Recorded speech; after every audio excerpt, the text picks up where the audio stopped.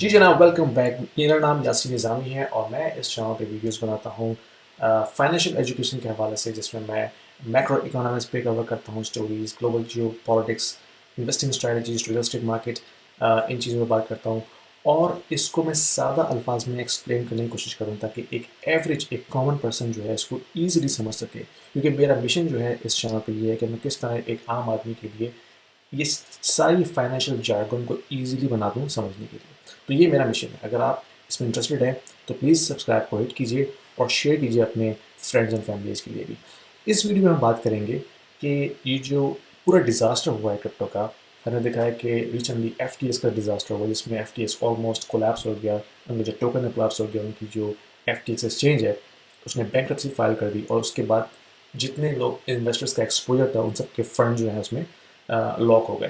اور اس سے پہلے ہم نے دیکھا کہ لونا کا کریش ہوا، وویجر کا کریش ہوا، اس کے علاوہ سیلسیس کا کریش ہوا.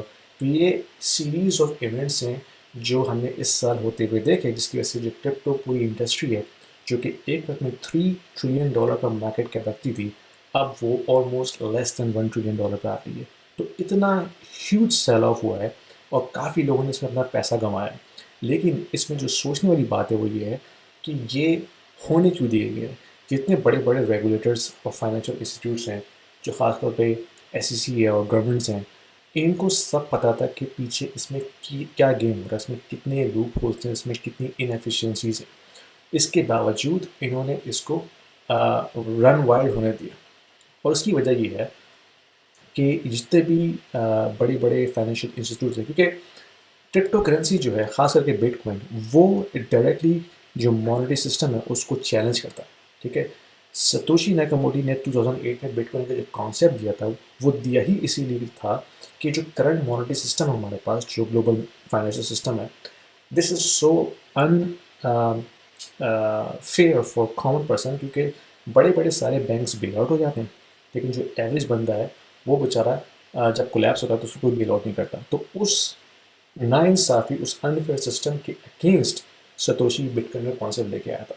لیکن جو گورنمنٹس ہیں، جو بڑی بڑی سینٹرل بینکس ہیں، جو پوری دنیا کا فائنینشیل سسٹم چلاتے ہیں، they will never allow bitcoin اور any other crypto currency to be the mainstream currency in the world. ٹھیک ہے. یہ تو ان کا مشن ہے، کبھی اس کو ہونے نہیں دیں گے.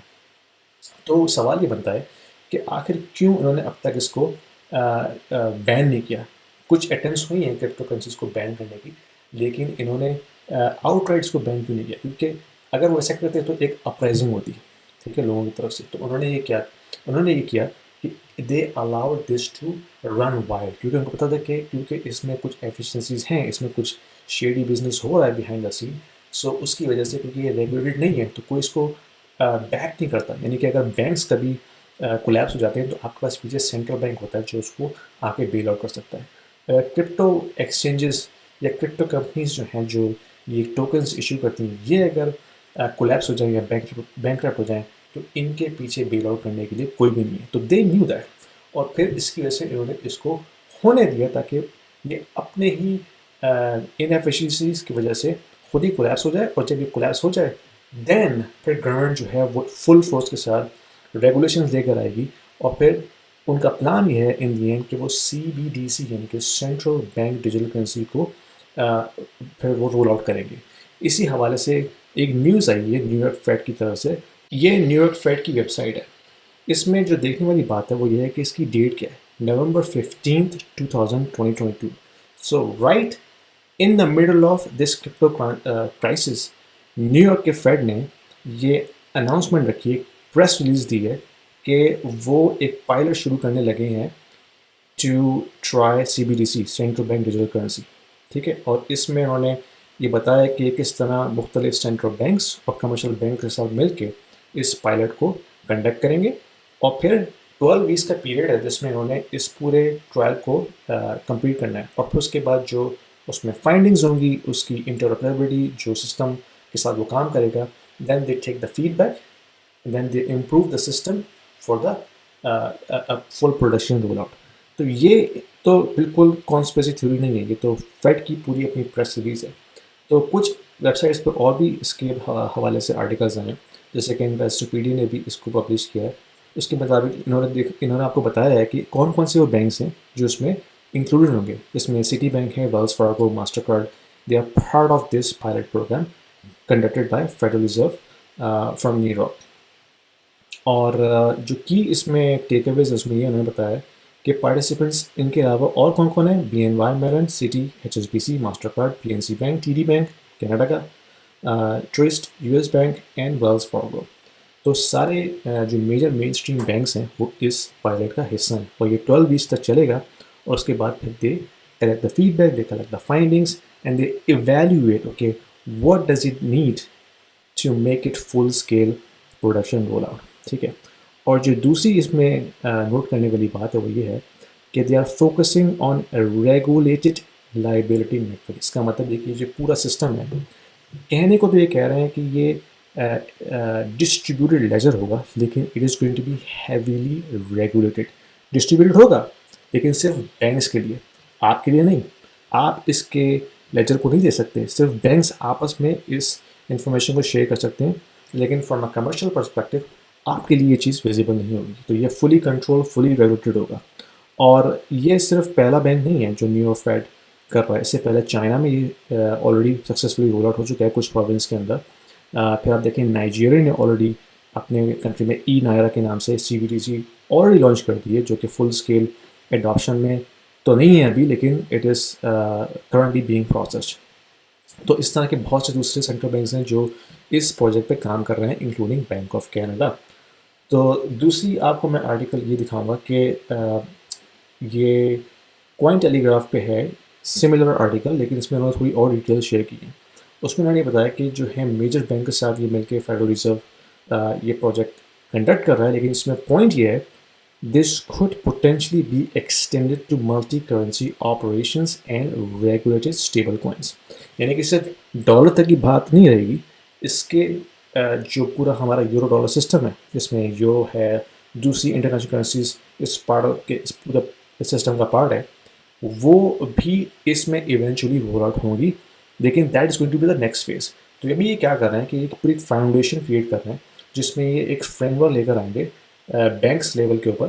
اس کے بعد جب یہ فریم ورک سکسیزفل ہو جائے گا دین دے ول گو ون لیئر ڈیپ, جس میں یہ اس کو کمرشلی رول آؤٹ کریں گے اکراس دا ورلڈ. ٹھیک ہے. اسٹارٹ ہوگا یہ بڑے بڑے کنٹریز سے, یو ایس سے, یورپ سے, کینیڈا سے, then eventually it goes on to different parts of the world. تو اس میں ایشو کیا ہے, اس پہ بات کرتے ہیں. ایشو اس میں یہ ہے کہ سینٹرل بینک ڈیجیٹل کرنسی جو ہے it is an ultimate tool for governments to control their population, their citizens. کیا مطلب اس کا؟ یہ جو سینٹرل بینک ڈیجیٹل کرنسی ہے نا, یہ بیسکلی سینٹرل بینک اور کنزیومر کے درمیان ہوگی. اس میں جو مڈل لیئر ہے کمرشل بینکس کی وہ غائب ہو جائے گی.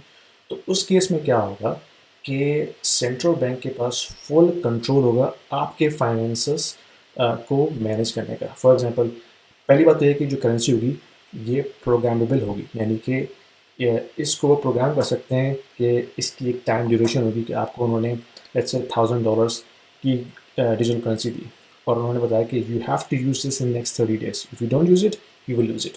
ٹھیک ہے, یہ ہو سکتا ہے. پھر اس کے علاوہ they can only limit the currency to be used for certain purchases. For example اگر کل دوبارہ سے کوئی کووڈ ہو جاتا ہے اور اسٹیمی چیکس گورنمنٹ بانٹنا شروع کر دیتی ہے, تو وہ کہتی ہے کہ بھائی آپ کو ہم یہ $2000 کی CBDCs دے رہے ہیں, but you can only buy groceries, you can not trade in to stock market.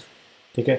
اور پھر سوشل پروفائلنگ شروع ہو سکتی ہے اس کے اوپر, جو کہ چائنا میں ہوتی ہے کہ if you are ended up doing something naughty against government اور against government policies, you will not receive these CBDCs anymore, or you will only receive it at a very limited quantity, اور وہ اس پہ کوئی کسی قسم کی restriction لگا سکتے ہیں. تو it can go all the way that you cannot even imagine. یعنی کہ this is the ultimate tools for financial slavery.